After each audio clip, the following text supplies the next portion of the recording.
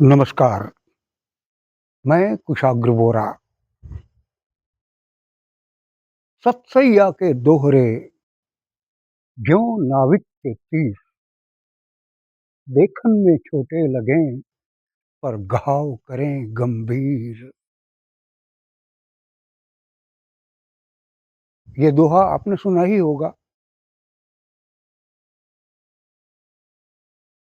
एक और है, निंदक नियरे राखिए। जो हमारा निंदक है, जो सदा सर्वदा हमारी निंदा ही करता रहता है, उसे हमें अपने पास रखना चाहिए, ताकि हम हमारी ही गलतियों को सुधार सकें और सुधारते-सुधारते चिंतक बन जाएँ। मेरा मानना है, चिंतक नियरे राखिए।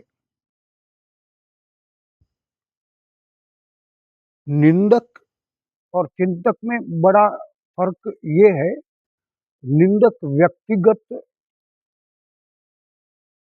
बुराइयाँ करता है और चिंतक व्यक्तिगत व्यवहारों के आधार पर मनन-मंथन करके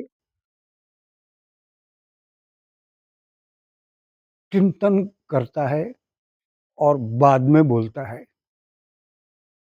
नदी किनारे छई छप छई करने में और गहरे पानी पैठ मोती लाने में जितना फ़र्क होता है, उतना ही फ़र्क इसमें है। मैंने बहुत सालों पहले एक अखबार में एक लेख पढ़ा था। उसका टाइटल छोटा-सा था, चैतसिक डायबिटीज़।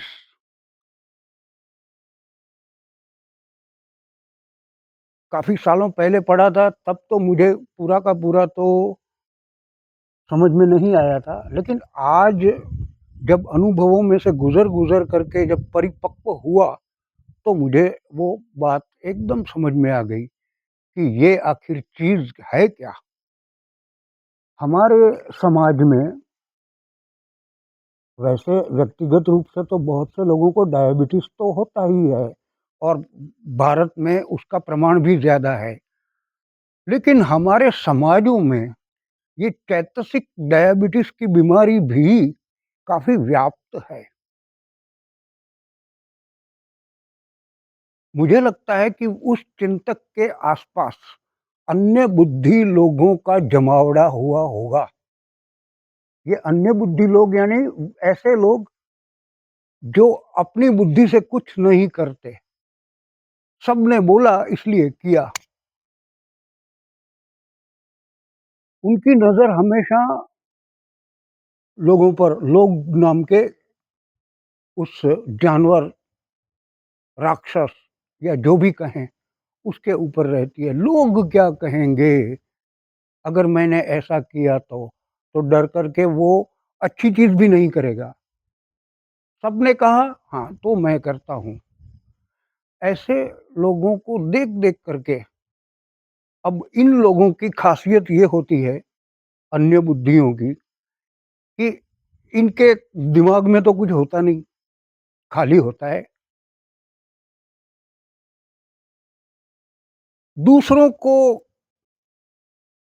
आकर्षित करने, अपना प्रभाव दिखाने, हम भी कुछ हैं ये दिखाने, चमकीले कपड़े, नए-नए डिज़ाइन वाले कपड़े पहनकर घूमना-फिरना और वो भी वहाँ जहाँ ज़्यादा से ज़्यादा लोगों का आना-जाना हो। सावन का महीना आए तो बस दाढ़ी बढ़ा करके, नीची मुंडी करके, जहाँ लोगों का आना-जाना ज़्यादा हो, उसी रास्ते से चुपचाप गंभीर मुख मुद्रा किए चलते जाना, ताकि लोगों को पता चले कि हम कितने चिंतनग्रस्त हैं।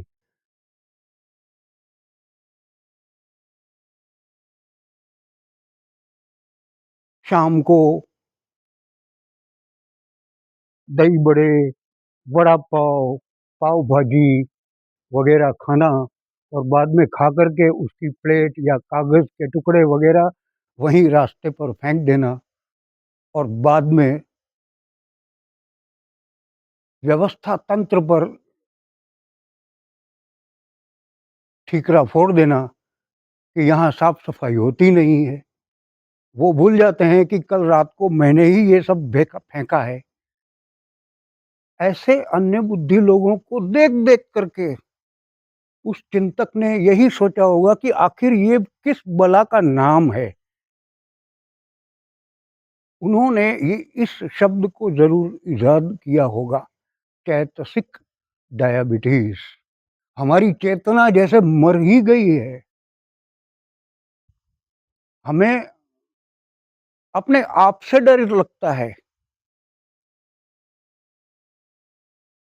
अंदर से डरपोक हैं, मगर बाहर से बहादुर दिखाना है। अंदर से मूर्ख हैं, मगर बाहर से बुद्धिमान दिखाना है। अंदर से सांसारिक विषयों में लुप्त हैं, मगर बाहर से धार्मिक, आध्यात्मिक अपने आप को दिखाना है।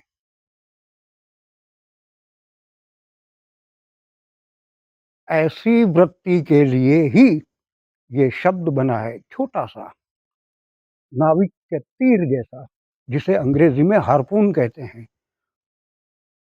वो जब हार्पून छोड़ा जाता है, किसी भी मछली चाहे जितनी बड़ी हो, उसके अंदर घुस करके वो मार ही डालता है। छोटा-सा हार्पून होता है, उसे नाविक का तीर कहते हैं। तो ये चैतसिक डायबिटीज़ छोटा-सा शब्द है, मगर कितना बड़ा घाव हमारे अंदर करके जाता है कि क्या हम सचमुच ऐसे हैं? आप अपने विचार ज़रूर से मेरे साथ साझा कीजिए। मेरे अनुभवों में भी बढ़ोतरी कीजिए। आज के लिए इतना ही। नमस्कार।